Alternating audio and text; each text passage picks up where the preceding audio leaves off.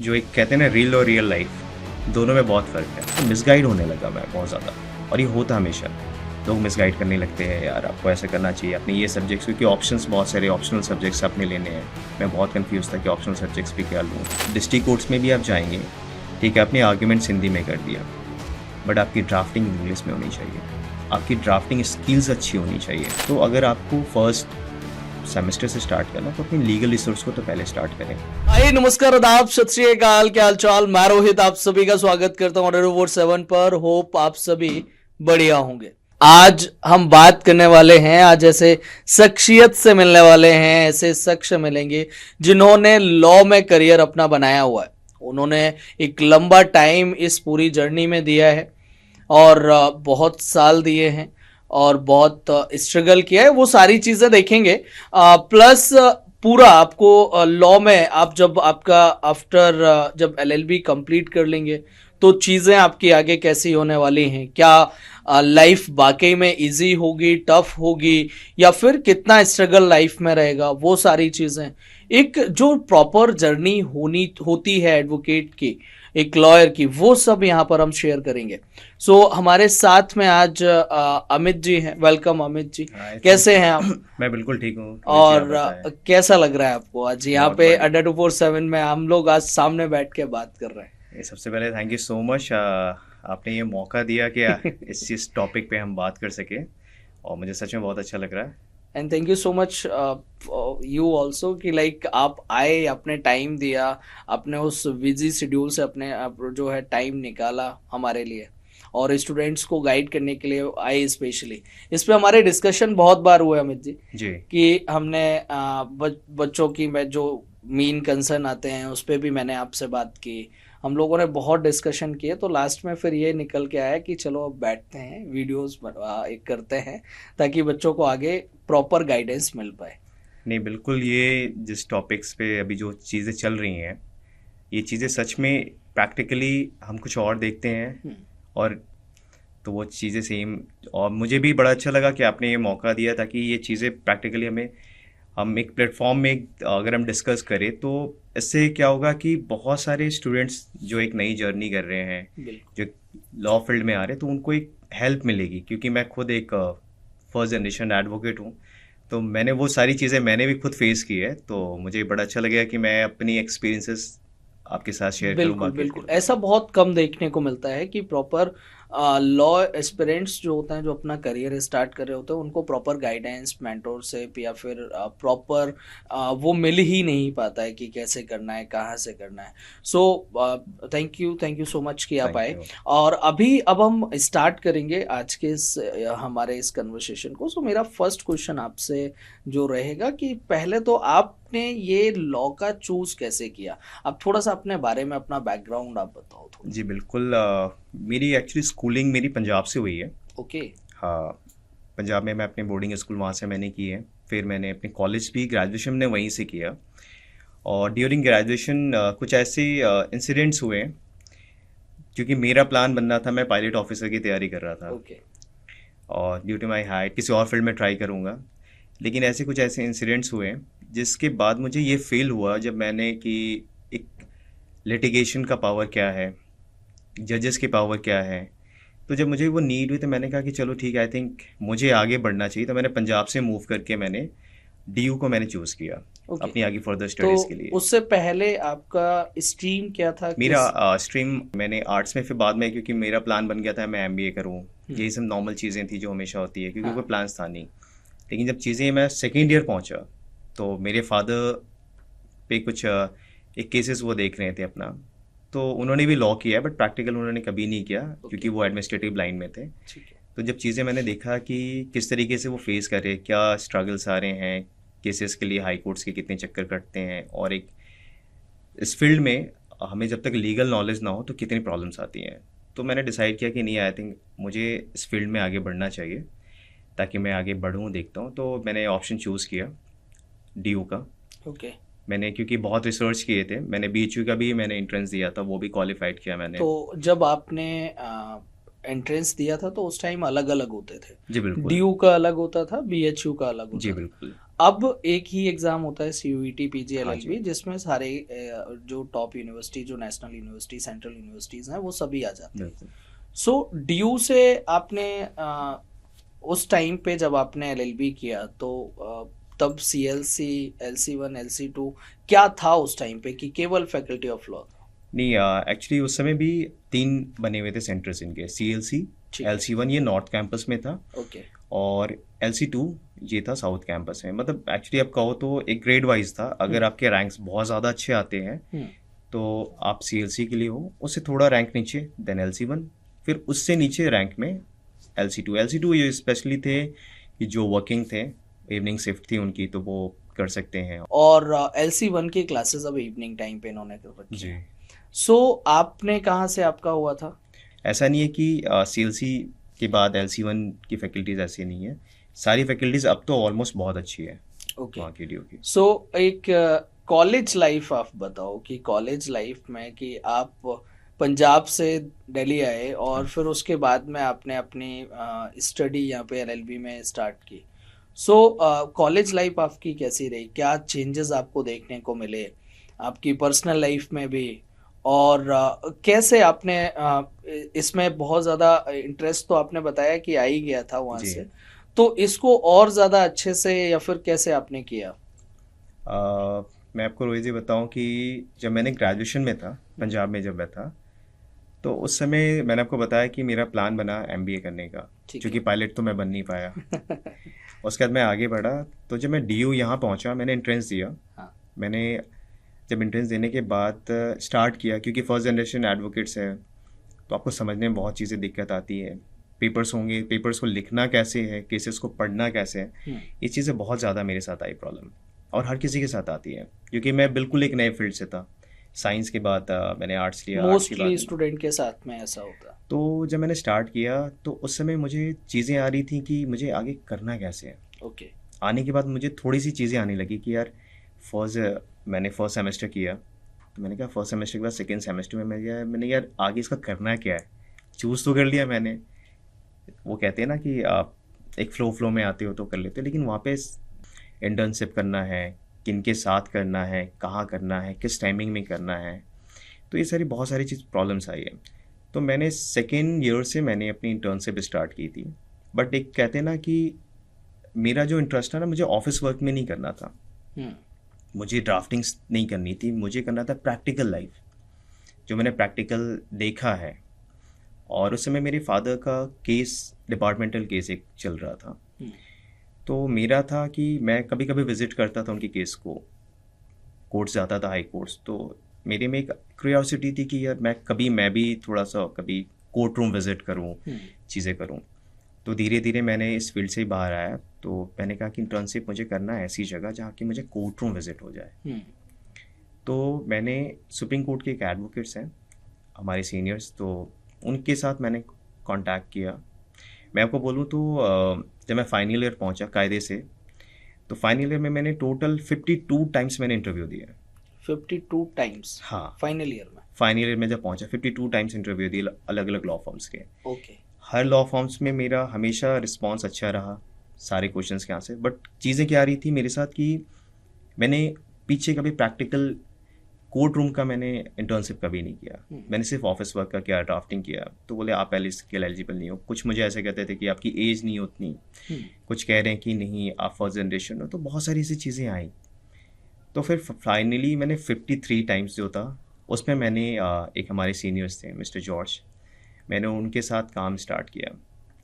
और उसके बाद जब मैंने धीरे धीरे स्टार्ट किया, तो मुझे जब प्रैक्टिकल में जाने लगा, कोर्ट अपीयरेंसेस स्टार्ट हुई, तो एक कहते हैं ना कि जो काफ़ी टाइम से मैं अंदर में एक चीज़ें दबी हुई थी कि मुझे बाहर निकलना है, मुझे कोर्ट रूम विज़िट करना है, मुझे चीज़ें देखनी है, अपॉर्चुनिटीज़ ग्रैब करनी है, एक एक चीज़ मुझे देखना कि रियल लाइफ क्या है और रियल लाइफ क्या है। मैंने वहाँ से स्टार्ट किया, तो उसके बाद वो चीज़ें चलती चली गई। और सबसे पहला जो मेरा मैटर था माहे का, लिकर बैन। हाँ, सुप्रीम कोर्ट में। और आपने सुना होगा कि 500 मीटर्स में, 1 किलोमीटर में ठंडी बियर एक लगाए टैग लगता था हमेशा, मतलब एक एरो की आपकी यहाँ पे है, ओके, हाँ हाँ हाँ, तो उस पे केस था। और मेरे सीनियर मिस्टर जॉर्ज उन्होंने मुझे एक मौका दिया कि Amit you have to prepare good research for this, और we are the original petitioners, तो हमें इसके अगेंस्ट में केस फाइल करना है। ओके, और मेरे लिए अपॉर्चुनिटी बहुत बड़ी मिली थी मुझे, मैंने कहा कि ये मौका मैं जानने नहीं दूंगा। हमने स्टार्ट किया, और मेरा आप कहें कि ये पहला जो विज़िट है, रियल जो विज़िट मतलब प्रैक्टिकली जिसमें मैं पूरा प्रिपेयर होके मैं गया था, तो ये कोर्ट रूम का सुप्रीम कोर्ट का 5 जजेस की बेंचेस थी, ओके, उसमें गया, कोर्ट नंबर 1 चीफ कोर्ट में गया, और आई गेट एन अपॉर्चुनिटी कि मैं अपनी जो रिसर्च है वो मैं प्रेजेंट करूं। तो मैंने किया।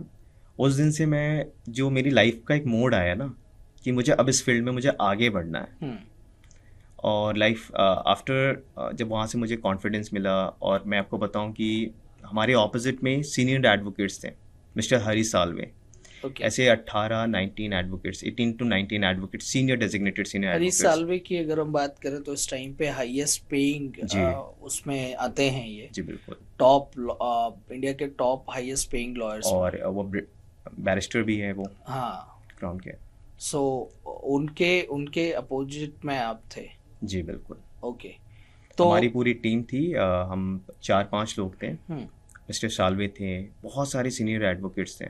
अच्छा, मिस्टर साल्वे के साथ थे हाँ, आप? Mister Salve he was leading this case. Okay, और डे फर्स्ट में ही मैं आपको बताऊं कि डे फर्स्ट में जब हमारी साइड से जब स्टार्ट हुआ, हमारे आर्ग्यूमेंट से स्टार्ट हुए, रिसर्च चले गए।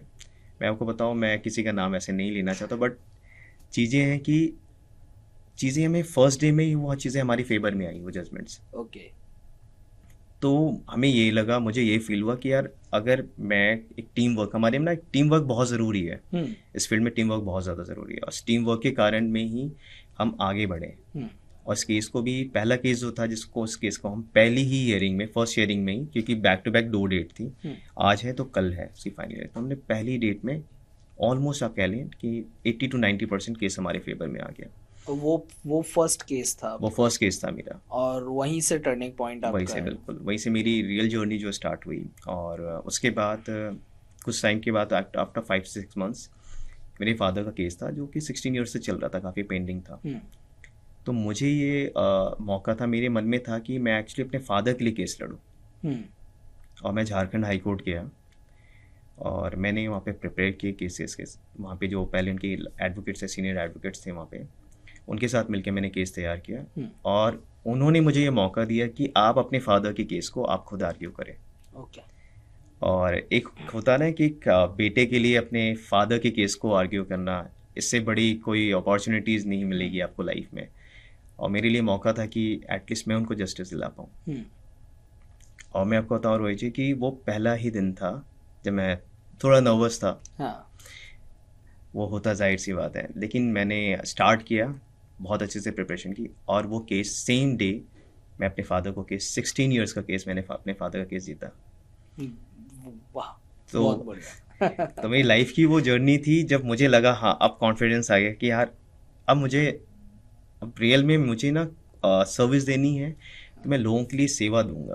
क्योंकि मैंने जब देखा मेरे फादर ने क्या क्या फेस किया, स्ट्रगल क्या फेस किए हैं, तो मुझे लगा नहीं यार, अब मैं इस फील्ड में, सही फील्ड में आया हूँ। अब मैं अगर किसी की पेन को देख के अपना पेन महसूस करूँ और उसके साथ में आगे बढ़ूँ, और उनके आंखों में, कहते हैं ना, कभी कोई हंसता तो कोई रोता है, वो समझता हूँ। तो वो चीज़ें हैं कि अगर मैं उनको अपना पेन बनाऊँ, उनके पेन को अपना पेन बना के मैं उनके लिए कुछ करूँ, तो मेरे लिए बहुत अच्छा। एक और इंसिडेंट मैं आपको बताऊँगा, उनके पास इतना सिंगल पेनी नहीं था कि वो अपने घर का एक टाइम का ठीक से खाना पाए। तो उनका केस मुझे मेरे सीनियर ने दिया, मिस्टर जॉर्ज, उन्होंने दिया कि अमित, इस केस को आप मेरे साथ करोगे, बट इसको जस्टिस दिलाना है। तो मुझे याद है कि वो पहला फीस मैंने लिया था, 1 रुपया लिया था मैंने। वो आपकी पहली फीस 1 रुपए थी? हाँ, मतलब एक कहते हैं ना कि अलग से, सैलरी तो मेरी थी, ओके ओके, लेकिन जो मुझे फीस के तौर पे जो मिल रही थी वो मैंने 1 रुपया लिया था। और उस केस को बहुत अच्छे से, और आज वो आई थिंक वो CS है। ओके, हाँ, तो उस केस को भी हमने जीता। तो वो चीज़ें मुझे, एक एक छोटी छोटी जो इंसिडेंट्स, ये मुझे जर्नी में आगे मदद करती चली गई। सो यहीं अगर मैं बात करूँ, आपने ऐसे आपकी जर्नी रही कि आपने पहले तो पूरा स्टडी करी, तो जब आप सब्जेक्ट चूज करने की बात कर रहे थे तो क्या प्रॉब्लम आ रही थी और बच्चे क्या फेस कर सकते हैं? स्टडीज़ के आपको मैं बताऊँ, सब्जेक्ट्स ऑप्शनल में बहुत सारे ऐसे होते हैं कि जैसे कि मैं आर्ट्स फील्ड से था। हम्म, अब मेरे पास ऑप्शन आ रहा था कि ऑप्शनल सब्जेक्ट्स आ रहे थे कि या मैं टैक्स लूँ या मैं इंटेलेक्चुअल प्रॉपर्टीज़ लूँ, क्योंकि दोनों मेरे फील्ड का नहीं है। इंटेलेक्चुअल प्रॉपर्टी साइंस बैकग्राउंड वालों के लिए है।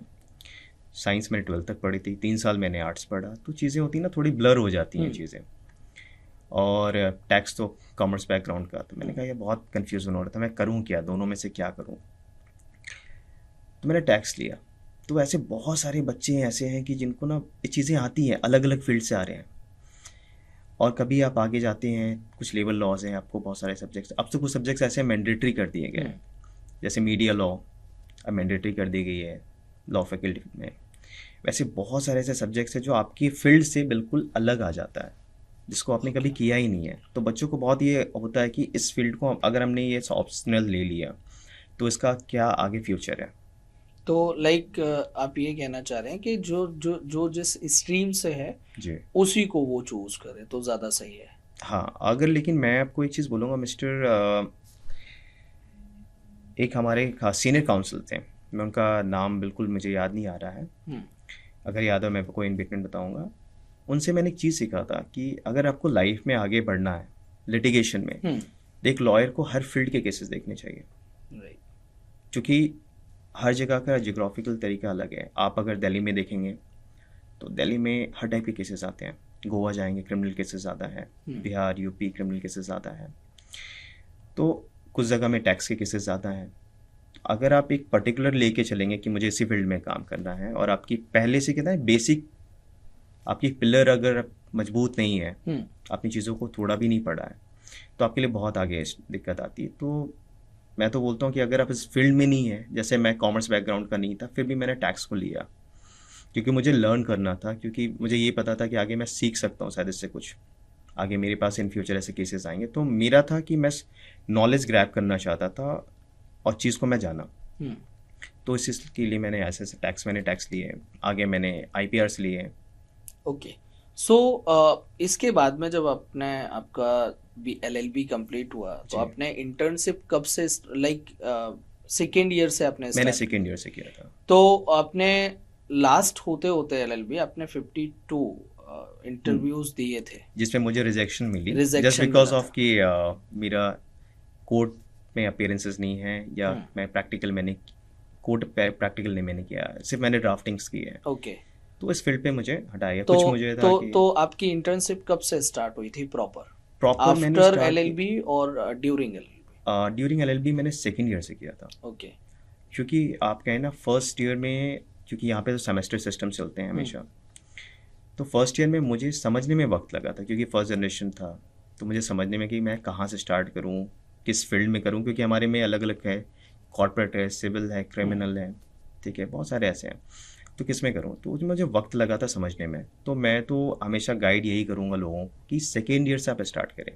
तो ये मैनेज किया जा सकता है स्टडी के साथ साथ कि इंटर्नशिप भी करें और हम कॉलेज भी चल रहा है और क्लासेस भी हैं, एग्ज़ाम्स भी देखने हैं, प्लस इंटर्नशिप भी देखनी है, मैनेजेबल है सब? बिल्कुल बिल्कुल है।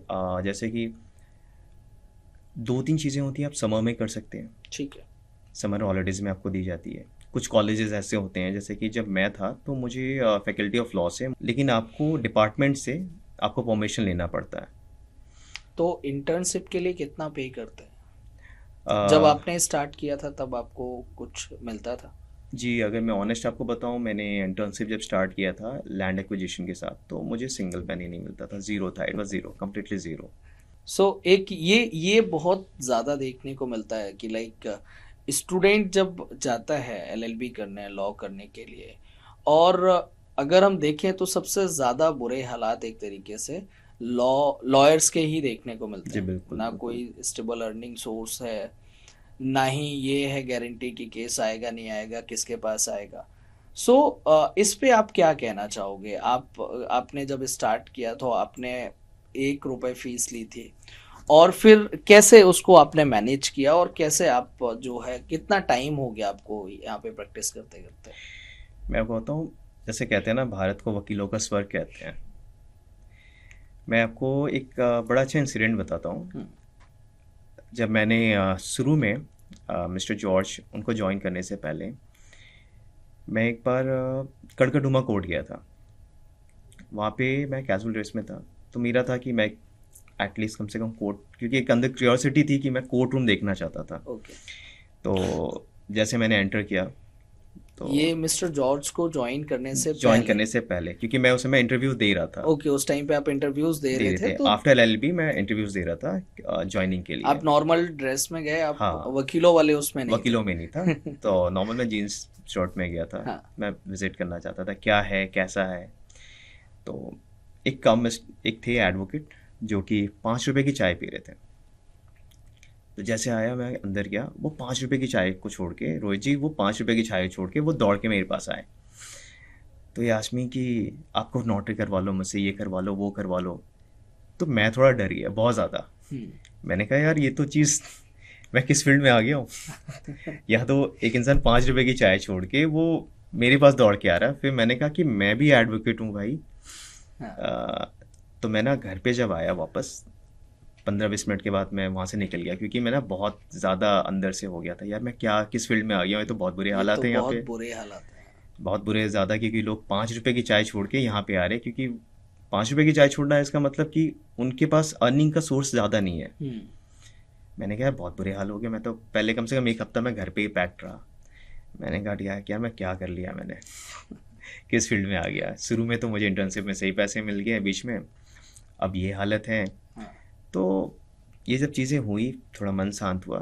फिर मैंने वापस फिर इंटरव्यूज़ देना चालू किया। तो मेरा ऑलमोस्ट, अगर मैं जर्नी कहूँ तो मैं 9 ईयर्स की मेरी जर्नी है। ओके। और जब मैंने मिस्टर जॉर्ज उनको ज्वाइन किया था, तो उन्होंने मुझे बहुत सारी ऐसी अपॉर्चुनिटीज़ दी हैं एक फर्स्ट जनरेशन एडवोकेट्स को, कि बहुत कम ऐसा आप कहीं जाते हैं काम करने के लिए किसी के अंडर में, किसी सीनियर्स के अंडर में, तो आपको फ्रेश केसेस बहुत कम देते हैं। हम्म, आपको ज़्यादातर वो दे यूज़ आपको यूजली जो आपको करते हैं, यूज़ करते हैं वो, मतलब यूज़ क्या, मतलब वो काम करवाते हैं like a donkey. You will carry A file like a donkey. आप फाइल्स। पर बस फाइल कैरी कर रहे हो इंटर्नशिप में, जो यूजली करते हैं लोग, हम्म, ऐसे चल रहे हैं। इसके अलावा कुछ चलता नहीं है, काम कम सीख रहे हैं, पेड इंटर्नशिप बिल्कुल ज़ीरो है, कुछ नहीं है। बट मुझे ऐसा मौका मिला बाई ग्रेस ऑफ गॉड कि मैंने फ्रेश केसेस को देखे, मैंने लर्न किया। मुझे पता था कि मेरे पीछे कोई है, मेरे सीनियर, जो मुझे गाइड करने के लिए बैठे हैं। हम्म, तो वो चीज़ें चलती गई। और रही बात कि जैसे आपने बोला, तो ये जो मैनेज करना है, तो मुझे तो इनिशियल डेज़ में मुझे सैलरीज वगैरह मुझे अच्छी स्टार्ट हो गई थी मिलनी। और मेन रीज़न आजकल जो है ना, स्ट्रगल होते हैं ज़्यादातर कि इंटर्नशिप में ज़ीरो पेड क्यों आते हैं। हम्म, बच्चे ज़्यादातर इस फील्ड में ना, इंग्लिश अगर किसी की कमज़ोर है, हम्म, आपके पास लीगल नॉलेज है, मैं जो प्रैक्टिकल चीज़ें बता रहा हूँ क्योंकि मैंने फेस किया है, अगर आपकी इंग्लिश कमज़ोर है तो बहुत दिक्कत है आपके लिए। ओके। इम्प्रूवमेंट आपकी बहुत ज़्यादा ज़रूरी है, क्योंकि सिर्फ आप, हम्म, तो मैंने हमेशा ड्राफ्टिंग्स पे बहुत ज़्यादा फोकस किया, क्योंकि मुझे पता था कि एक मेरे पास चीज़ें हैं, एक चीज़ है जिस पे मैं फोकस कर सकता हूँ ड्राफ्टिंग पे। अगर आपने ड्राफ्टिंग स्टार्ट की तो आपके लिए अपॉर्चुनिटीज़, एक डोर ओपन हो जाते हैं कि आपके लिए स्टाइपेंड आपको मिलना चालू हो जाता है। अगर आपके पास ड्राफ्टिंग नहीं है, कोर्ट अपीयरेंसेस हैं, तो शुरू इनिशियल स्टेज में तो बहुत मुश्किल है। तो ये लाइक अगर मैं बात करूं, ड्राफ्टिंग की आप बात कर रहे हैं, तो जी, ड्राफ्टिंग अगर आती है तो उसमें फिर ऐसे ही कुछ हैं लॉ फर्म्स या कुछ ऐसे इंस्टीट्यूशंस हैं या कुछ ऐसे लोग हैं जो वाकई में उसमें हेल्प करते हैं स्टूडेंट्स को कि उनका एक साइड का अर्निंग सोर्स डेवलप हो जाए? बिल्कुल। जैसे कि फ्रीलांसर वर्क्स है, हम्म, ठीक है, कुछ ऐसे काम है पैरालेगल, ठीक है, वो आप कर सकते हैं। कुछ ऐसी हैं कि लॉ फर्म्स हैं जो कि मैं वो फॉरेन के हैं, यूएस के हो गए, यूके के हो गए, ठीक है। कुछ ऐसी जगह हैं जहाँ पे आपकी डिमांड ही है कि आपकी ड्राफ्टिंग्स है। आप अप्रोच कर सकते हो, उनके वेबसाइट्स के थ्रू में है, ठीक है। कुछ कॉलेजेस हैं वो आपको समर वेकेशंस में ये कुछ जगह में इंटर्नशिप देते हैं, तो पैरालीगल वर्क्स में आते हैं, फ्रीलांसिंग वर्क्स में आते हैं। तो आप वहाँ पे करके आप अप्रोच करके आप स्टार्ट कर सकते हैं अपनी अर्निंग्स को, अगर आपकी ड्राफ्टिंग है तो। मेन अब चीज़ ये भी आती है कि ड्राफ्टिंग आपने स्टार्ट भी करनी कैसे है, क्योंकि कोई ना कोई तो सोर्स होना चाहिए जिसमें आप समझ सको कि ड्राफ्टिंग की स्किल्स क्या है, कैसे इसको करना है। तो मैं लॉ फैकल्टी में जब था तो हमें एक केस मटेरियल्स दिए जाते थे जिसमें कि सिलेक्टिव केसेस होते थे, जिसमें आपने एक गाइड हो सकता था कि पढ़ना कैसे है। तो उसी प्रकार से हमारा एक था ड्राफ्टिंग की, हमारी केस मटेरियल्स होती थी। तो हम लोग, मैंने जो इनिशियल स्टेज में स्टार्ट किया कि उससे मैंने ड्राफ्टिंग्स को देखा, परफॉर्मेंस देखे, मैंने अपने से कुछ सिचुएशंस को क्रिएट किए, उस सिचुएशंस को मैंने उस एप्लीकेशन में ड्रॉ किया अपनी वर्ड्स में। तो आपका काम क्या है कि आपने ना एक परफॉर्म आपका तैयार होना चाहिए, फॉर्मेट आपके पास एटलीस्ट पता लेकिन हो। ये ड्राफ्टिंग से रिलेटेड जब मैं आपसे, हमारी बात हो रही थी जब मैं आपसे जी मिला था, जी तो आपने बताया था एक, इस पे मुझे वो याद आ गया। जी जी बिल्कुल। मैं मुझे मैं चाहूंगा कि आप वो वाला मोमेंट भी एक बार, वो चीज़ भी बताएं कि लाइक आपने इंटरव्यूज का बता दिया, 52 टाइम्स आपने जी दिए, एंड फाइनली मिस्टर जॉर्ज ने आपको 53rd टाइम पे बोला कि अब आ जाओ, तुम हो जी गया। सो नाउ अब मिस्टर जॉर्ज के बारे में बात कर लेते हैं। तो कितने बार आपने ड्राफ्ट किया था, लाइक उन्होंने जो आपको ड्राफ्ट दिया था? मुझे वो इंसिडेंट याद है। मैं अब यूजली जब भी जाते हैं ना किसी लॉ फर्म या किसी सीनियर्स के अंदर में, तो आपको सबसे पहले वो देते हैं लीगल नोटिस ड्राफ्ट करने के लिए। हाँ। तो मुझे लीगल नोटिस दिया गया, और जो पहले किसी ने उसको ड्राफ्ट कर रखा था वो 3 पेजेस के थे। तो माय सीनियर आस्क्ड मी कि Amit, you have to make a notes की तरीके से पहले तैयार करो, और कंसाइज फॉर्म में 1 पेज में आपने तैयार करना, मैक्स टू मैक्स 1.5 पेज में, उससे ज़्यादा आपने नहीं करना है। मैंने कहा 3 पेज की चीज़ें, मैंने कहा ठीक है स्टार्ट करता हूँ मैंने। तो मैं ऑफिस, यूजली मेरा टाइम हुआ करता था, मैं ऑफिस से, घर से मैं 8:30 निकल जाता था और 9 बजे तक ऑफिस पहुँचना होता था, और आने का हमारा कोई टाइम होता नहीं था क्योंकि वर्क्स पे डिपेंड करता था। तो मैंने अपनी वर्क स्टेशन में मैं बैठा, मेरे पास सर ने मुझे पहुंचाया, मैं पहुंचा, मेरे पास कागज़ आई, बोले स्टार्ट करो वर्क। तो मैं 10 बजे से, मैंने ऑलमोस्ट कहेंगे कि 10 बजे से मैंने स्टार्ट किया, और मैं बार बार देते चला गया, ड्राफ्ट तैयार करके मैं देता था, सर ये नहीं, ये पसंद नहीं आया, फिर से लाओ, फिर से ठीक करो। ऑलमोस्ट 27 टाइम्स मैंने ड्राफ्ट किया था उसे, और फाइनली आई थिंक रात के 10 साढ़े 10 हो गए थे। तो ऑलमोस्ट 12 घंटा मैंने ड्राफ्ट किया था, तब जाके उसको मैंने एक बड़े कंसाइज फॉर्म में मैंने तैयार करके 27 टाइम्स? 27 टाइम्स। इतने में कोई और होता तो वो, ये लो आप अपना, बस हो गया। मेरे सीनियर ने भी कहा था कि जब तक आप ड्राफ्ट पूरा तैयार करके नहीं दोगे, लीगल नोटिस जब तक रेडी नहीं करोगे, तब तक आप भी नहीं जाओगे, मैं भी नहीं जाऊँगा। मेरे लिए बहुत दिक्कत थी, मैं हाँ। करूँ क्या। तो मैंने बहुत मुश्किल से, बहुत, मतलब जैसे जैसे कहते हैं ना, मेरी नानी हमेशा कहती थी, the more you polish the more you shine. तो मैंने अपने आप को इन 27 टाइम्स में मैंने अपने ड्राफ्टिंग स्किल्स को बहुत पॉलिश किया। और फाइनली जब मैंने 27 टाइम्स में जब मैंने उनको दिया ना, जैसे कि अब परफेक्ट हुआ, अब मज़ा आ रहा देखने में, अब अच्छा लग रहा है कि हाँ एक डिस्प्ले, क्योंकि ड्राफ्टिंग आपकी ऐसी होनी चाहिए ना कि जब वो ड्राफ्ट आप किसी चीज़ को करो, चाहे एप्लीकेशन ड्राफ्ट करो, रेट पिटिशन ड्राफ्ट करो, लीगल नोटिस ड्राफ्ट करो, तो आपके सामने ऐसा लगे कि पिक्चर चल रहा है। तो वो स्किल्स मैंने अपने सीनियर से सीखी थी, और मैं हमेशा बोलता हूँ, आज भी सबको बोलता हूँ कि ब्लैक लॉ डिक्शनरी हमेशा इस्तेमाल करें। हमारे फील्ड में ब्लैक लॉ डिक्शनरी बहुत ज़्यादा ज़रूरी है, क्योंकि एक लीगल टर्मिनोलॉजी आपकी अच्छी होगी, क्योंकि इसमें बहुत सारे ऐसे वर्ड्स होते हैं, टर्मिनोलॉजीज ऐसे होते हैं कि जिनकी एक टर्मिनोलॉजी आपकी 3-4 लाइन की चीज़ें कह जाती हैं चीज़ें। तो वो चीज़ें मैंने सीखी है 27 टाइम्स, मैंने वो पहले रहा मुझे, तो उसके बाद से चीज़ें वो बताया था आपने, तो मैंने कहा एक बार इसको डिस्कस कर लेते हैं। सो अमित जी, अगर मैं एक बात करूं कि आपने बताया कि लॉ आपने कि कैसे किया, ठीक है, और स्टूडेंट्स को कैसे करना चाहिए, वो भी आपने साथ ही साथ में हम डिस्कस करते हुए चल रहे हैं। मेरा एक नेक्स्ट जो क्वेश्चन है आपसे वो ये है कि अगर सपोज मान लेते हैं कि कोई बच्चा जी एकदम साथ में स्टार्ट करना चाहता है, और वो ये चाहता है कि उसको कुछ ना कुछ अर्निंग सोर्स हो जाए, उसका एक इनकम का सोर्स जनरेट हो जी जाए, ताकि उसको फैमिली के ऊपर उसकी डिपेंडेंसी ना हो और बाकी की जगह ना हो। तो क्या ये पॉसिबल है वाकई में? जी देखिए बिल्कुल है। अगर आप 5th सेमेस्टर में हैं या 6th सेमेस्टर में अपने लॉ के, और वैसे बहुत सारी अपॉर्चुनिटीज़ है। LRs एक होते हैं लीगल रिसर्चर्स, सुप्रीम कोर्ट्स में भी होते हैं, हाई कोर्ट्स में भी होते हैं। इनका काम होता है कि जजेस के साथ में रह के उनके साथ में वर्क करना होता है, लीगल रिसर्च तैयार करना पड़ता है। कुछ एग्ज़ाम्स होते हैं जिसको लॉ क्लर्क नाम से हम जानते हैं। हाँ, लोग यूजली लॉ क्लर्क सोचते हैं, तो क्लर्क सोचते हैं कि वो डेस्क का काम होगा, ऐसा कुछ होगा, बट वो लीगल रिसर्चर ही होते हैं। ओके। और अगर आप 5th सेमेस्टर में हैं, 6th सेमेस्टर में, फाइनल सेमेस्टर में हैं, और अगर कोई फर्स्ट सेमेस्टर से करे तो फर्स्ट सेमेस्टर से देखिए फर्स्ट इज सेमेस्टर इट में तो पॉसिबल और नॉट? फर्स्ट सेमेस्टर में तो दिक्कत आती है, कर सकते हैं, ऐसा कुछ भी नहीं है कि कोई रॉकेट साइंस है आप इसमें नहीं कर सकते हैं। लेकिन चीज़ें हैं कि फर्स्ट सेमेस्टर में आपने करना क्या है, क्योंकि फर्स्ट सेमेस्टर तो आपको ऐसा ही चला जाएगा, समझने में उस फील्ड में चला जाएगा। अगर आपके बैकग्राउंड अच्छे हैं, लीगल बैकग्राउंड आपका रहा, आपके दादा पेरेंट्स आपके जो भी हैं अगर लीगल बैकग्राउंड से, तो कोई दिक्कत नहीं है। अगर जो फर्स्ट जनरेशन है, मैं क्योंकि मैं खुद फर्स्ट जनरेशन हूँ, तो मुझे इस हर्डल्स आए थे कि स्टार्ट कैसे करना है और किस चीज़ में स्टार्ट करना है। तो मैंने जब स्टार्ट किया था सारी चीज़ें, तो मेन समझने में मुझे वक्त लगा था कि अगर मैं करूँगा तो पैसे कहाँ से मिलेंगे, क्या मुझे चाहिए, मेरी स्किल्स क्या होने चाहिए। तो सबसे पहले मैं तो यही बोलूँगा कि आप ना सबसे पहले अगर आपकी लीगल रिसर्च है, आप कोशिश करें लीगल रिसर्च की तैयारी करें। फर्स्ट सेमेस्टर से करना चाहते हैं आप, लीगल रिसर्च अपना तैयार करें। बहुत सारी वेबसाइट्स हैं, मनु पात्रा है, SSCC ऑनलाइन है, ठीक है। अब तो बहुत सारी AI टूल्स आ गए हैं।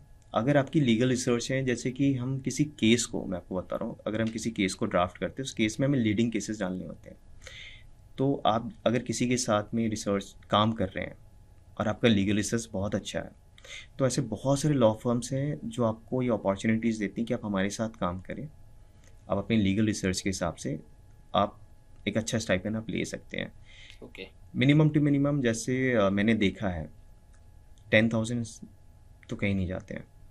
लेकिन आपके पास अगर ये भी स्किल नहीं है तो सॉरी, बट ये चीज़ें ना बिल्कुल ज़ीरो स्टाइपेंड चला जाता है, कोर्ट रूम के चक्कर काटना। तो आपको वो चीज़ें करनी है। मैं हमेशा बोलता हूँ कि मैंने तो एक वक्त बिताया, तब मैंने अपनी गलतियों को देखा कि मुझे क्या करना चाहिए था, क्या नहीं करना चाहिए था। तो मैं हर उन फर्स्ट जनरेशन्स को मैं ये गाइड करूँगा कि आप वो चीज़ आप वो ना करें कभी जो मैंने गलतियाँ की थी, क्योंकि आप वैसे ही आप चलेंगे, उसी स्लो प्रोसेस में चलेंगे। ओके। क्योंकि कुछ ऐसे प्लेटफॉर्म्स हैं जैसे कि लाइव लॉ है आपके, कुछ हो गए मनु पात्रास हो गए, तो वो भी आपको कॉल करते हैं, लीगल रिसर्च के लिए है। और अगर आप मान लें कि आप फाइनल सेमेस्टर में हैं, ठीक है, तो वहाँ पे LRs के लिए रहता है, सुप्रीम कोर्ट, हाई कोर्ट। और इनकी अगर स्टाइपेंड की हम बात करें तो सुप्रीम कोर्ट में ऑलमोस्ट 80-90,000 के आसपास है। इंटरनेशनल प्लेटफॉर्म्स है, लॉ फॉर्म्स है, जैसे कि मैं आपको बताऊँ क्लिफोर्ड चांस हो गए, ठीक है, और भी ऐसे हैं जो वर्ल्ड के टॉप 10 है। अगर उनके साथ आप उनको अपना रेज्यूमे भेजते हैं, वो लीगल रिसर्च के लिए स्पेशली करते हैं आपको, तो वो बहुत अच्छी हैंडसम स्टाइपेंड देते हैं। अगर आप कहें तो इंडिया के हिसाब से, हाँ, मैंने किया था, बट मैं फर्स्ट सेमेस्टर में तो नहीं कर पाया क्योंकि मुझे समझने में वक्त लगा था। सो अमित जी, लाइक अगर बच्चा स्टार्ट सपोज यहाँ से कर दिया जी, तो उसने इंटर्नशिप कर ली, इंटर्नशिप करने के बाद में आफ्टर LLB क्या एकदम से ही एक अर्निंग सोर्स जनरेट हो जाता है, या फिर कुछ टाइम लगता है, या फिर अगर टाइम लगता भी है तो कितना लगता है और कब तक होता है कि एक स्टेबल जो है मंथली इनकम आना स्टार्ट हो जाए? देखिए इसकी तो ये टफ क्वेश्चन है थोड़ा सा। बहुत ज़्यादा। देखिए इसकी कोई फिक्स नहीं है कि आपकी स्टेबिलिटी कब तक होगी। ओके। एक तो सबसे ज़्यादा पता है, जब मैं अपना लॉ मैंने कंप्लीट किया तो लोगों के मन में ही आया, सबसे पहले मुझे मेरे सीनियर्स ने कहा कि अमित, मैरिज आपने तब तक नहीं करना है जब तक कि आपकी स्टेबिलिटी ना हो। मैं इस चीज़ को समझा नहीं मैंने, तो मैंने कहा ठीक है, मैंने इस चीज़ को कंसीडर किया, मैंने कहा चलो चलते हैं। लेकिन जब चीज़ें आगे बढ़ती चली गई तो मैंने देखा कि हाँ, स्ट्रगल बहुत ज़्यादा है। और रही बात की, जैसे कि हम फाइनल ईयर अपना कंप्लीट करते हैं, हमने अपने बार काउंसिल, जिस भी स्टेट बार काउंसिल है, अपने आप को एनरोल किया, ऑल इंडिया बार एग्जामिनेशन हमने दिया, प्रॉपर एडवोकेट हो गए, सब चीज़ अपने स्टार्ट करनी चालू की। तो अब बात आ जाती है कि स्ट्रगल्स की हैं, आगे क्या हर्डल्स आते हैं। तो मेन चीज़ है कि आप डिस्ट्रिक्ट कोर्ट जा रहे हैं, ठीक है। अगर आपके पास ना किसी भी टाइप की आपकी स्किल्स नहीं है, जैसे मैंने आपको बताया कि ड्राफ्टिंग स्किल्स नहीं है, लीगल रिसर्च की स्किल्स नहीं है, और मैं हमेशा बोलूँगा कि अगर आपको कुछ अर्न करना है, स्टार्ट करना है, स्टेबिलिटी अपनी थोड़ी जल्दी करनी है, तो एक प्रैक्टिकल फील्ड में आने से पहले आपके प्रोसीजर लॉज जो होते हैं, जैसे CRPC, अब जो कि BNSS हो गए हैं, IPC, ठीक है, CPC हो गए हैं, एविडेंस एक्ट्स हो गए, लिमिटेशन एक्ट्स है, तो मैं हर किसी को बोलता हूँ अब कि ये चीज़ें आप ना बेसिक अपना तैयार करें। क्योंकि पूरी जो लिटिगेशन है, पूरा वर्क है आपका कोर्ट का, ये सारा चीज़ में अगर आपको ये चीज़ें पता है, प्रोसीजर लॉज आपको पता है, तो आपके लिए होता है कि आप किसी सीनियर के साथ काम कर रहे हैं, तो अगर वो आपको भेजते हैं, कुछ चीज़ें बता रहे हैं, तो आपके लिए होता है कि आप उस चीज़ों को बहुत जल्दी से ग्रैब करोगे। प्रैक्टिकल फील्ड में आप उस चीज़ को बहुत अच्छे तरीके से इम्प्लीमेंट करोगे, तो लोगों को लगता है कि सीनियर्स को भी लगता है कि हाँ, इज़ वर्किंग, इस चीज़ में इंटरेस्ट ले रहा है, इसको ये काम पता है, क्योंकि आपको प्रोसीजर लॉस पता है, सारी चीज़ें पता है, लिमिटेशंस पता है। तो आपकी एक स्किल्स ना एक फ्लैश होती है सामने में कि हाँ, उसको नॉलेज है इस चीज़ की। तो ये एक अगर कहें तो टेक्निकल चीज़ें हैं, जो यूजली हम क्या करते हैं कि नए जो फर्स्ट जनरेशन्स होते हैं वो चीज़ों को नहीं करते हैं। बेसिक चीज़ को कहते हैं ना, अपने पिलर्स को मजबूत नहीं करते हैं और हम चले जाते हैं, हमने घर बना लिया तो वो घर नीचे गिरना है। फिर आपके पास फिर आप वापस जाओगे, फिर आप बैरिक्स पढ़ोगे, फिर देखोगे कि इस चीज़ के लिए हम अगर कोर्ट प्रोसीडिंग में जा रहे हैं, हमें इसके लिए क्या करना है। तो आपके सीनियर्स भी देखेंगे कि यार हम तो इससे कुछ बेसिक पता ही नहीं है, चीज़ें पता ही नहीं है, तो चीज़ें बहुत दिक्कत आती हैं। तो आप हमेशा अपना जो बेसिक है ना, पिलर्स अपना मजबूत करें, ये टेक्निकल चीज़ें हैं, ये करें।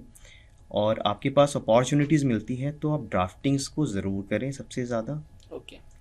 लीगल रिसर्च पे वर्क बहुत ज़्यादा करें और कोशिश करें कि आप उस काम को ना एक टाइम पास के तौर पे नहीं कि मुझे जाना है आना है, उस काम को दिल से करें। मतलब अगर उसको मन लगा के करते हैं तो बहुत जल्दी जो है एक अर्निंग सोर्स बिल्कुल। अगर आप कहें स्टेबिलिटी की बात, तो जैसे मैंने स्टार्ट किया था, तो मैंने एक स्टेबिलिटी मेरी 1.5 से 2 साल में अच्छी मेरी सैलरीज वगैरह स्टार्ट हो गई। ओके। शुरू में मुझे सीखना पड़ा, क्योंकि मैंने भी इस चीज़ को फॉलो नहीं किया था। तो मैं जब कोर्ट में जाता था, उनकी प्रोसीडिंग्स को समझने में मुझे दिक्कत आती थी। तो आपने जो प्रैक्टिस स्टार्ट की थी, और जनरली एक बच्चे को प्रैक्टिस स्टार्ट करनी चाहिए, वो कहाँ से करनी चाहिए और कहाँ से बेटर रहता है? देखिए, मैं तो हमेशा कहूँगा, क्योंकि मैंने स्टार्ट की थी high court and supreme court की, क्योंकि हमारा जो लॉ फर्म था ये अपीलेट लॉ फर्म था। ओके। लेकिन जो बेसिक चीज़ें होती हैं ना, करनी चाहिए। हमेशा कोर्ट्स भी कहता है, सुप्रीम कोर्ट भी कहता है, आपकी डिस्ट्रिक्ट कोर्ट्स की प्रैक्टिस बहुत ज़्यादा ज़रूरी है। क्योंकि जो ओरिजिनल ट्रायल से स्टार्ट होते हैं ना, डिस्ट्रिक्ट कोर्ट से स्टार्ट होते हैं। ओके। क्योंकि अगर आप डिस्ट्रिक्ट कोर्ट जाएंगे, बहुत सारे ऐसे मैटर्स हैं, मान लें कि आप FIRs की बात आती है, यूजली हम आसपास हमने देखते केसेस होते हैं, FIRs हो रहे, कंप्लेंट्स हो रहे हैं, ठीक है, बहुत सारी चीज़ें आती हैं। आप मर्डर की बात करें, रेप की आ रहे हैं, ये सीधा direct supreme court high courts नहीं आते हैं, ये डिस्ट्रिक्ट कोर्ट से स्टार्ट होते हैं। तो आपको इनका ट्रायल्स को समझना बहुत ज़्यादा ज़रूरी है, क्योंकि ट्रायल में वो टेक्निकल चीज़ें होती हैं कि जो आप हाई कोर्ट में एक मिथ बड़ा बना पड़ा है इस फील्ड में, लॉ फील्ड में, कि अगर आप हाई कोर्ट और सुप्रीम कोर्ट से आप स्टार्ट करते हो तो आपको एक अलग लेवल के क्लास आता है कि इस क्लास का बंदा है, इसने यहाँ से स्टार्ट किया, इस एडवोकेट ने यहाँ से स्टार्ट किया, हाई कोर्ट से स्टार्ट किया, तो इसका क्लास अलग है, डिस्ट्रिक्ट कोर्ट वालों के साथ हमारा कोई कंपैरिजन नहीं है, वो नीचे है। बट वो गलत है, क्योंकि मैंने जब स्टार्ट किया तो बाद में मैंने बहुत टाइम के बाद मैंने जब डिस्ट्रिक्ट कोर्ट आया, तो डिस्ट्रिक्ट कोर्ट में मुझे ट्रायल को समझना बहुत दिक्कत हो रहा था कि बेसिक चीज़ें क्या है यार, कैसे मैं समझूंगा, क्योंकि हम तो अपील में जा रहे हैं। सारा चीज़ तो कहते हैं ना कि खाना बन गया है, सब चीज़ हो गया, हमने बस खाना स्टार्ट किया, हमने ये नहीं देखा कि खाना बना कैसा है, कि उसके पीछे क्या था, क्या क्या इंग्रेडिएंट्स डाले गए हैं, कैसे स्टार्ट हुआ, कितना टाइमिंग लगा, उस चीज़ को हमने नहीं देखा। तो असली जो है ना, एक कहते हैं कि असली रियलिटी वहाँ से स्टार्ट होती है। तो अगर आपको अपने आप को मजबूत करना है प्रैक्टिकल फील्ड में, तो आपने ना डिस्ट्रिक्ट कोर्ट से बहुत ज़रूरी स्टार्ट करना है। डिस्ट्रिक्ट कोर्ट से स्टार्ट, क्योंकि डिस्ट्रिक्ट कोर्ट्स में सबसे बड़ी बात है कि डिस्ट्रिक्ट कोर्ट्स में आपको क्लाइंट्स भी ऐसे मिलेंगे, बहुत सारे क्लाइंट्स होते हैं जो कि आपको इरिटेटिंग क्लाइंट्स होते हैं, उनको हैंडल करना आप सीखेंगे। ठीक है, कुछ होते ऐसे क्लाइंट्स होते हैं बहुत सोफिस्टिकेटेड होते हैं, कुछ क्लाइंट्स ऐसे होते हैं बहुत इंटेलेक्चुअल्स होते हैं कि आधा एडवोकेट्स का काम वो करते हैं। हाँ, तो आपको ना बहुत सारी चीज़ें पता चलती हैं, बेसिक चीज़ें पता चलती है कि हमने, क्योंकि कभी भी आपके पास आसपास में मान लें कि आपके पास आप पे ही कोई केस होता है और आपको बेसिक चीज़ें नहीं पता है, राइट, तो आप अपने आप को, मैं आपके अगर फैमिली एडवोकेट हूँ, मुझे नहीं पता बेसिक चीज़ें, तो मैं आपकी क्या मदद कर पाऊँगा? राइट, क्योंकि मुझे अपील की चीज़ें पता है, हाँ, ठीक है, रिव्यूज़ की चीज़ें पता है, रेट की पता है, हाँ, लेकिन मुझे बेसिक चीज़ नहीं पता है, मैं आपको गाइड कैसे करूँगा? हम्म, तो ये सारी चीज़ें जो है ना, आपको प्रॉपर तरीके से एक अच्छा नॉलेज ग्रैब करना है, तो आपने डिस्ट्रिक्ट कोर्ट से ज़रूर स्टार्ट करें। और मैं हमेशा बोलूँगा कि एटलीस्ट 2 इयर्स डिस्ट्रिक्ट कोर्ट तो बहुत वर्क करें आप। 2 इयर्स तक डिस्ट्रिक्ट बिल्कुल कोर्ट। बिल्कुल। तो एक और है कि वकील जो है वो अपने आगे किसी को समझते नहीं है। ये कितने हद तक सच है, इसमें कितनी सच्चाई है? मतलब ये सुनने में आता है और होता ही है जनरली जी कि अगर हाई कोर्ट या सुप्रीम कोर्ट में देखा जाए जी तो चाहे वो कितना भी बड़ा कोई लीडर हो या फिर कोई ऑफिसर हो, जी या एक बार तो एक सोशल मीडिया पे मैं रील देख रहा था, बेचारा जो आपका ट्रैफिक पुलिस वाला था वो रो रहा था, परेशान था कि ये वकील जो है बड़ा परेशान करते हैं। तो इसमें कितनी सच्चाई है और ऐसा क्यों? मतलब ये रुतबा कह सकते हैं, पावर कह सकते हैं, क्या इसमें ऐसा? देखिए ये कह सकते हैं इसे कलम की ताकत। अगर एक वकील मेरे जैसा पतला दुबला भी है, लेकिन आपके पास अगर एक कलम की ताकत है, आपके पास नॉलेज है, तो एक पावर जो है ना, ऑटोमेटिक अपने अंदर में आ जाती हैं चीज़ें। लेकिन हाँ, इसका मिसयूज़ करना वो बहुत गलत है। मैं इसका कोई भी सपोर्ट नहीं करता, कोई समर्थन कभी भी नहीं करता, किसी भी प्लेटफॉर्म में नहीं। देखिए, एक ना कोऑर्डिनेशन होनी चाहिए। पुलिस वालों के साथ वकीलों का कोऑर्डिनेशन होता है, वकीलों पुलिस वालों का वकीलों के साथ कोऑर्डिनेशन होता है। सिर्फ यहाँ तक नहीं, आप ना अगर आप रिस्पेक्ट किसी को दे रहे हैं, जैसा आप रिस्पेक्ट चाहते हैं वैसा आप रिस्पेक्ट दें भी। हम्म, और कुछ ऐसे होते हैं एडवोकेट्स हैं हमारे फील्ड में, हमारे भाई ऐसे होते हैं कि उसका मिसयूज़ करते हैं। उस चीज़ को मैं मानता हूँ वो गलत भी है। हाँ, कुछ जगह ऐसा है कि हमें करना पड़ता है। अगर हम नहीं करें कुछ जगहों में, तो हम ना हम जस्टिस किसी के लिए हम ले नहीं सकते हैं फिर। ओके, क्योंकि आप देखेंगे चीज़ें कि बहुत सारी कस्टोडियल डेथ होती है।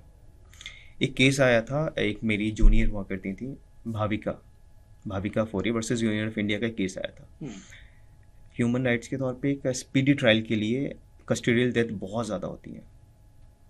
पुलिस वाले उठा के चले जाते हैं, कंप्लेंट केस पे हैं, अंदर लेके जाके बहुत मारते हैं, पीटते हैं। और अगर हम जाते हैं कि एडवोकेट जाते हैं उनको निकालने के लिए, तो उनमें बहस होती है, चीज़ें चलती, तो लोग उसको एक अलग एंगल में ले जाके रिप्रेजेंट करते हैं क्या चीज़ें चली। तो कभी कभी थोड़ा अग्रेसिव भी होना पड़ता है हमारे फील्ड में। और अब स्टिकर्स का भी बंद किया गया कि आप, ठीक है, आप एक सबकी एक अपनी आइडेंटिटी होती है, कि डॉक्टर्स की होती है, वो लगा उन्होंने अपनी एक आइडेंटिटी के तौर पे कुछ लगाया यहाँ पे, बट इसका ये मिसयूज़ करना, दिखाना कि एक एडवोकेट हूँ मैं, ये नहीं कर सकता, वो गलत है। रूल्स को फॉलो करें, और इस चीज़ का कोर्ट भी, जजेस भी नहीं करेंगे सपोर्ट। ओके। सो अमित जी, बहुत कुछ हमने डिस्कस किया। सो एक यहाँ पे अब हम अब जो बच्चे जैसे अभी जो आ रहे हैं, और हम ट्राई करेंगे कि और भी ऐसे सेशंस धीरे धीरे आते रहेंगे। फिलहाल में तो हम 24 अगस्त को मिल ही रहे हैं, जी है ना, बिल्कुल। ऑफलाइन में मिल रहे हैं अड्डा 247 की ऑफिस में। और जो बच्चे आना चाहते हैं, अभी बार बार अमित जी मिस्टर जॉर्ज की बात कर रहे थे, तो मिस्टर जॉर्ज भी रहेंगे और अमित जी भी रहेंगे। सो हम लोग फिर यहाँ पे बात करेंगे, प्लस मिस्टर जॉर्ज अपने सारी चीज़ें, अपनी जर्नी पूरी शेयर करेंगे। अमित जी ने भी की, अभी और भी बहुत सारी चीज़ें हैं जो वहाँ भी हम देखेंगे, और आप आगे क्या लाइफ में कर सकते हैं। सो अमित जी, अगर मैं बात करूँ तो लास्ट में बच्चों को आप क्या कहना चाहेंगे कि बच्चा क्या करे ऐसा कि लाइक उसको कोई प्रॉब्लम ना आए, कोई बहुत ज़्यादा दिक्कत ना आए, और किन चीज़ों को ध्यान में रखना चाहिए उसको अगर एक अच्छा एडवोकेट बनना है तो? देखिए, सबसे पहले तो मैं कहूँगा पेशेंस बहुत ज़रूरी है, पेशेंस। बहुत ज़्यादा ज़रूरी है। क्योंकि हमारे फील्ड में चीज़ें ऐसी है ना, पेशेंस होना अगर 1-2 साल आप मान के चलें, क्योंकि 3-4 चीज़ें हैं, कॉर्पोरेट है, सिविल है, कुछ बच्चे कॉर्पोरेट में जाना पसंद करते हैं, उनको इनिशियल डेज में ही कि लॉ कंप्लीट किया, अब उनका है कि वो अर्निंग स्टार्ट करे, कॉर्पोरेट में चले गए, अर्निंग स्टार्ट की। बहुत सारी कंपनीज होती हैं, गूगल है, रिलायंस है, ठीक है, ऐसे बहुत सारी कंपनीज है, बड़ी बड़ी कंपनीज हैं, HCL है, जो कि जैसे मैं जब था अपने कॉलेज में तो हमारे यहाँ पे आती थी, प्लेसमेंट्स होती थी, तो वो जाते हैं। और अगर कुछ बच्चों को जाना है कि वो लिटिगेशन में जाना चाहते हैं, तो लिटिगेशन में सबसे पहले तो मैं बोलूँगा पेशेंस रखें। कभी आप अपने आप को कभी डिमोटिवेट ना करें, क्योंकि बहुत ऐसे लोग आएंगे जो आपको मिसगाइड करेंगे। आपका नॉलेज ही आपको आगे बढ़ाने में आपकी हेल्प करेगा, आपका नॉलेज ही आपको डिसीजन मेकिंग में आपकी हेल्प करेगा। और नॉलेज तभी होगा जब आप अपने फील्ड को इंटरेस्ट के साथ में लेके चलें, और ये लेके चले कि मुझे इसी फील्ड में एक चमकना है, इस चीज़ में मुझे कुछ करना है। जैसे मेरा एक मकसद था कि मैं अपने फादर के लिए कुछ कर पाया, लोगों के लिए कुछ कर पाऊँ, तो एक इंटरेस्ट बनते रहेगा, तो इंटरेस्ट एक बननी चाहिए। और जैसे मैंने आपको बताया, प्रोसीजर्स लॉ आप पूरा तैयार करें। प्रैक्टिकल फील्ड में आने से पहले मैं बोलूँगा हमेशा 1-2 महीने का गैप लें। अपने आपको एनरोल कराया, एनरोल कराने के बाद घर पे पढ़ के 1-2 महीने का गैप लें, प्रोसीजर लॉस को पढ़े, कम से कम गो थ्रू हो, सेक्शंस के नंबर आपको बहुत अच्छे से याद होने चाहिए। फिर आप प्रैक्टिकल फील्ड में जाएं। जब आप अपने सीनियर से मिलेंगे, क्लाइंट से मिलेंगे, तो हर क्लाइंट्स को ये पता होना चाहिए कि अगर उनके बारे में उनके सामने कोई प्रॉब्लम्स आपके सामने रख रहे हैं वो, तो आपकी उंगलियों में सेक्शंस होनी चाहिए, ताकि आप उन्हें गाइड कर पाओ कि ऐसे सीन में, ऐसे प्रॉब्लम्स में आपने ये सेक्शंस आपकी हेल्प करेगा, ये चीज़ें आपकी जो जाएगी, ये प्रोसेसेस आपकी होनी चाहिए, पता होना चाहिए। और रही दूसरी बात कि आपने अपने लीगल रिसोर्स को शुरू से स्टार्ट करें। ओके। जितना ज़्यादा लीगल रिसर्च करें आपके लिए उतना ज़्यादा अच्छा रहेगा, क्योंकि आपको कॉन्फिडेंट होगा। और ड्राफ्टिंग्स तो आपने करनी है। ड्राफ्टिंग्स मैं हमेशा बोलता हूँ, ड्राफ्टिंग के लिए भी एक लोगों को चुनौती आती है। तो जजमेंट्स है, अगर आपके पास जजमेंट्स होते हैं, लाइव लॉ जैसे चलते हैं, ठीक है, बहुत सारे प्लेटफॉर्म्स है जो फ्री में डाउनलोड्स हो जाते हैं, ट्रायल वर्जन्स होते हैं, तो आप जजमेंट्स को कोशिश करें कि इंटरेस्ट बनाए जजमेंट्स को पढ़ने की। एटलीस्ट एक जजमेंट को, ठीक है, मैं समझ सकता हूँ कि शुरू में आपको समझने में दिक्कत आएगी, तो आप जजमेंट्स को 1 दिन लें, 1.5 दिन लें, 2 दिन लें, जजमेंट्स को पढ़ें। उससे एक आपको आइडिया होगा कि लॉज क्या है, आपने ड्राफ्टिंग कैसे करनी है, केस, अगर केस में आप जाते हैं तो आपको पता होना चाहिए कि इस केस में प्रेसिडेंट्स होते हैं, प्रेसिडेंट्स को हम रिप्रेजेंट करेंगे तो कैसे करेंगे, उसको हमें समझना पड़ेगा। तो एक जजमेंट को पढ़ने के बाद आपके पास ना बहुत सारी चीज़ें, आप कह सकते हैं कि आपकी आधी से अधिक प्रॉब्लम जो है ना सॉल्व हो जाती है। ओके। तो वो चीज़ बहुत ज़रूरी है, ठीक है। और रही बात कि आप सबसे पहले अपना डिसाइड करें, आप कोर्ट जाएं। कोर्ट जाने के बाद आप देखें कि आपका इंटरेस्ट क्रिमिनल लॉ में ज़्यादा जा रहा है, सिविल में ज़्यादा जा रहा है, या कॉर्पोरेट में जा रहा है। एक बार में आप कभी डिसाइड ना करें कि आपने सिविल में जाना है, क्रिमिनल में जाना है। आप पहले कहते हैं ना कि हर फूड का टेस्ट लें। जब हम एक हर फूड का टेस्ट लेते तब हम डिसाइड करते कि ये हमारे फेवरेट है, ठीक है। आप कोशिश करें कि हर केसेस को आप देखें, हैंडल करें, और सबसे पहले एक सीनियर की गाइडेंस ज़रूर लें। किसी सीनियर के साथ में कोशिश करें कि सीनियर के साथ आप जाएं। शुरू में इनिशियल डेज में अगर आप फर्स्ट जनरेशन है तो आप डायरेक्ट किसी चीज़ को इस्तेमाल, आप प्रैक्टिकल फील्ड में ना जाएं, क्योंकि आप फिर बहुत परेशान हो जाएंगे, बहुत ज़्यादा। किसी सीनियर के साथ में जाएं और उनके साथ अपना करियर का स्टार्ट आप करें, ताकि आपको पता चलेगा कि चीज़ें क्या। और कोशिश करें कि आप जब इस फील्ड में जाते हैं तो कोर्ट अपीयरेंसेस को बहुत ज़्यादा महत्व दें आप, क्योंकि बहुत ज़रूरी है कोर्ट अपेयर में होना। क्योंकि मैं आपको बताऊं, एक वर्ड होता है अहमद। अहमद वर्ड आपकी बैरिक्स में नहीं होती, हमने कभी इसमें नहीं पढ़ी है, किसी बुक्स में नहीं पढ़ी, लॉ की बुक्स में। लेकिन अहमद वर्ड होता है कि वो कोर्ट रूम के जो जजेस की जो रिकॉर्ड रूम्स होते हैं उनके हेड होते हैं। तो कई बार क्वेश्चंस में पूछ देते हैं तो लोगों को समझ में नहीं आता, लेकिन चीज़ें आपको पता तभी चलेंगी इन चीज़ों के बारे में जब आप प्रैक्टिकल फील्ड में आप आते हैं। तो कोर्ट रूम से आप ज़्यादा जाने की कोशिश करें, और पेशेंस तो मैं सबसे बोलूँगा रखूँगा। उसके बाद आप थोड़ा पेशेंस रखते हैं, चीज़ें अपने आप बढ़ेंगी। और पैसे के लिए तो मैं बोलूँगा, अगर आपको बहुत ज़्यादा नीड है तो बहुत सारे पैरालीगल वर्क्स है, ठीक है, फ्रीलांसिंग वर्क्स है, ट्यूशनिंग्स है, आप वो कर सकते हैं, ठीक है। लीगल रिसर्च के लिए बहुत सारी लॉ फर्म्स है, आप वहाँ पे अप्लाई कर सकते हैं। और अगर किसी को चीज़ें आती हैं कि दिक्कत आ रही हैं, तो अपना ड्राफ्टिंग्स में भी कर सकते हैं। बहुत सारे आपको ड्राफ्टिंग्स कॉन्ट्रैक्चुअल बेसिस पे देते हैं, ओके। तो आप वो कर सकते हैं। लेकिन बिल्कुल आप परेशान ना हो शुरू में, तो वो ज़्यादा अच्छा है। थोड़ा सा पेशेंस रखिए, चीज़ें आगे बढ़ जाएगी, बहुत आराम से बजेगी, बहुत ओके। दिक्कत नहीं होगी। So thank you so much Amit ji, आपने पूरी ऑनेस्ट चीज़ें जो हैं वो शेयर करी, और होप इससे बहुत सारे बच्चों को आगे गाइडेंस मिलेगी। और जैसे मैंने अभी बोला भी है कि ऐसे और भी सेशंस हम लाते रहेंगे, है ना। जी ऐसे बिल्कुल। और भी बहुत सारी चीज़ें, ऐसी बहुत सारी वीडियोस, ऐसे बहुत सारे पॉडकास्ट आप सभी के लिए आते रहेंगे, जहाँ पे हम ऐसी चीज़ें डिस्कस करते रहेंगे कि आफ्टर एलएलबी आपकी क्या जर्नी रहती है, क्या स्ट्रगल्स हैं, क्या चीज़ें हैं। और बहुत कुछ अभी अमित जी ने बताया कि लाइक हम चाहे वहाँ पे ड्राफ्टिंग की बात कर लें, चाहे इंटरव्यूज़ की बात करें, या फिर बाकी की चीज़ों के अर्निंग सोर्सेज की बात करें, तो वो सब आपने देखा। So thank you so much Amit ji, and thank you so much to all of you guys कि थैंक आप यू सो सभी मच। इसको आपने देखा। और फिर आपसे मुलाकात होगी किसी वीडियो में, तब तक के लिए नमस्कार, जय Hind, bye, take care of you.